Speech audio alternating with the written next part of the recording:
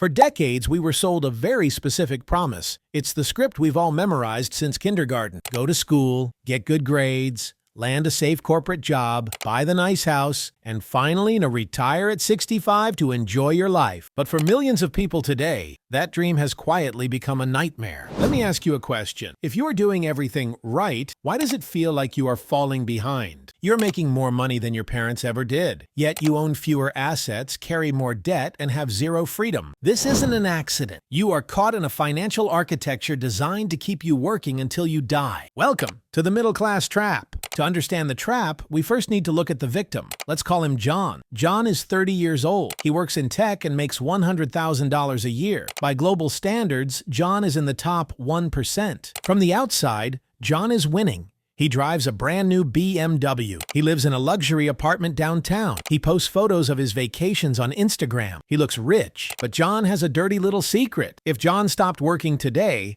he would be bankrupt in 3 months. You see, John isn't wealthy. He is just a conduit. Money flows into his bank account from his employer and immediately flows out to the banks, the car dealerships, and the credit card companies. He is a high-income earner, but he is balance sheet poor. And this is where the trap begins. The core problem is not how much money you make. It is how you spend it. There is a fundamental difference between how the poor, the middle class, and the rich handle money. And it comes down to one simple concept: assets versus liabilities. The poor spend their money on survival, food, rent, clothes. Every dollar that comes in goes out. But the middle class falls into a more dangerous category. They buy liabilities that they think are assets. The house with a massive mortgage? That's a liability. The luxury car? That's a rapidly depreciating liability. The subscriptions, the gadgets, the designer clothes? Liabilities. When your income goes up, your spending goes up to match it. This is called lifestyle inflation. It feels like progress, but it's actually a treadmill. You run faster and faster, you get more tired, but the scenery never changes. You are working for money, but your money is never working for you. So, how do the rich play this game differently? Real wealth is not about looking rich. In fact, many real millionaires drive used cars and live in modest homes. The wealthy follow a different rule. They buy assets first.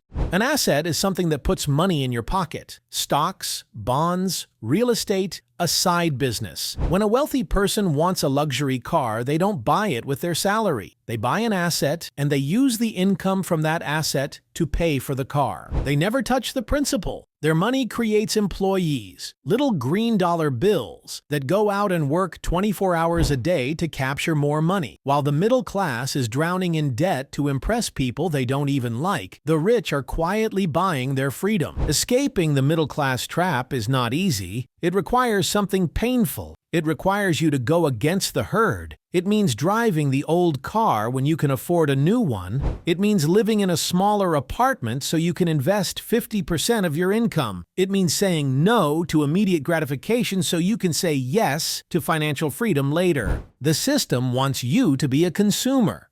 It wants you compliant, in debt, and dependent on your next paycheck. But the door to the cage is unlocked. You just have to be brave enough to walk through it. Stop buying liabilities. Start buying assets. Stop trying to look rich and start building wealth.